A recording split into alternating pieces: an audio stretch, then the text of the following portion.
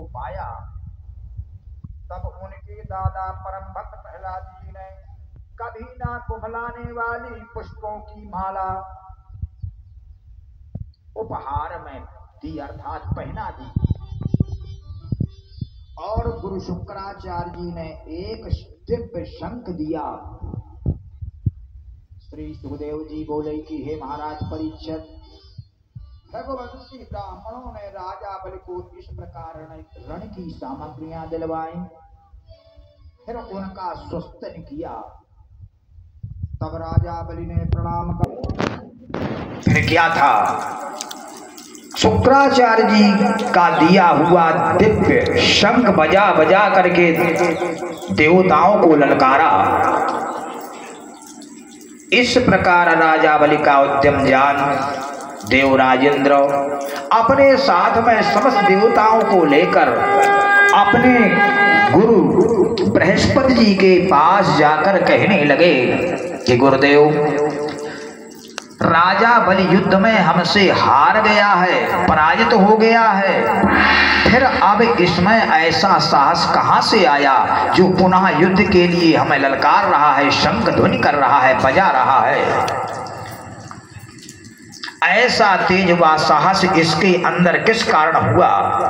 तब समस्त इंद्र सहित इंद्रादि देवताओं की मुख से ऐसी वाणी सुनकर, यह वचन सुनकर गुरु बृहस्पति जी महाराज कहने लगे कि हे देवराजेंद्र, तुम्हारे इस बैरी की उन्नत होने का कारण हम भली भांत जानते हैं।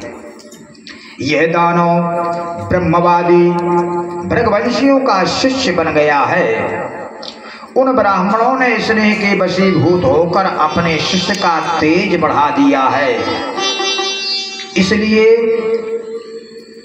इससे भूल कर भी नहीं भिड़ना, युद्ध ना कर बैठना, नहीं तुम हार जाओगे युद्ध में।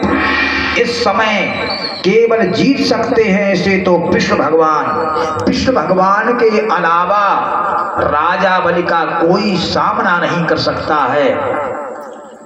अब हम तुम्हें यही श्रेष्ठ सम्मत देते हैं कि करहु प्रतीक्षा अवसर केरी, खाल के बध में ना होई है देरी। प्रतीक्षा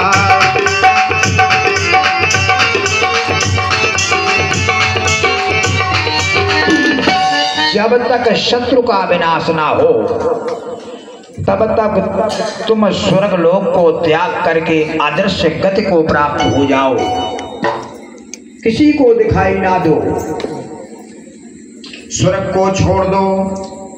श्री सुखदेव जी बोले कि हे राजन परीक्षक, अर्थ और काम के जानने वाले गुरु बृहस्पति जी ने जब इस प्रकार के करने योग कार्य को बताकर देवताओं को श्रेष्ठ सम्मत दी, तब सब काम रूपी देवता स्वर्ग को छोड़कर अंतर ध्यान हो गए।